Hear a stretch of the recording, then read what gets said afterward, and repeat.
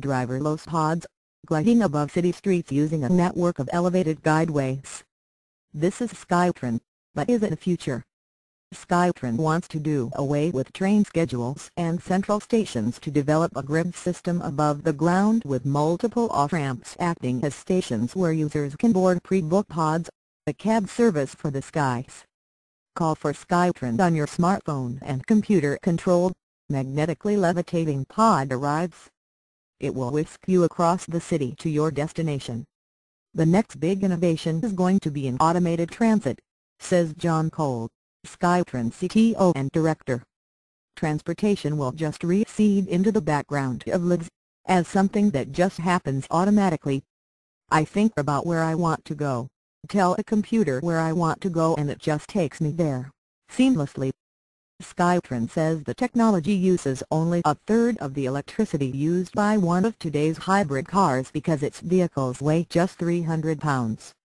The first pilot project will be at the campus of Israel Aerospace Industries, on the outskirts of Tel Aviv.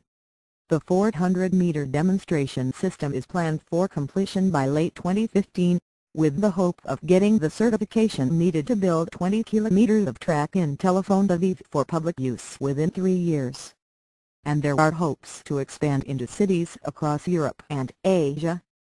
Building traditional urban roads and railways is expensive and requires available land, a precious commodity in many cities. One way around that is to go underground, with subway systems serving populations well in cities throughout the world, but at great cost. We can build on sidewalks, buildings, anywhere really, and create a whole host of stations for people to choose from, says SkyTran CEO Jerry Sanders, who adds that his system can be built for $10 million per mile. But is going up really the way forward? Joe Dignan is a smart cities expert based in the United Kingdom. As he sees it, there's a rosy horizon for SkyTran's automated, personalized transit. The litmus test is, would you use it yourself?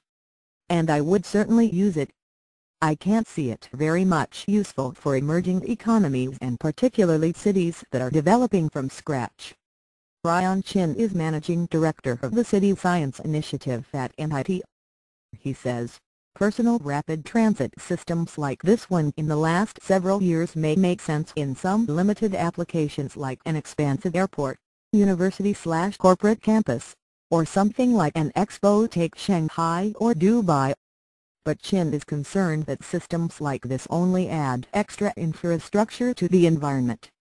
The construction and operation of the SkyTran infrastructure is not an inexpensive proposition, considering you need to have stations that bring people up and down, and in places that don't have enough urban density this will be too far for people to walk to and from and likely remain car dependent.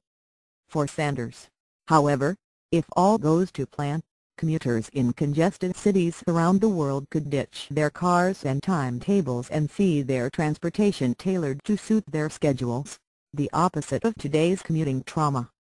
Being stuck in traffic is just the most stress-inducing, soul-crushing part of society today, says Sanders. We really want to make people's lives better and elevated. High-speed transportation is the answer.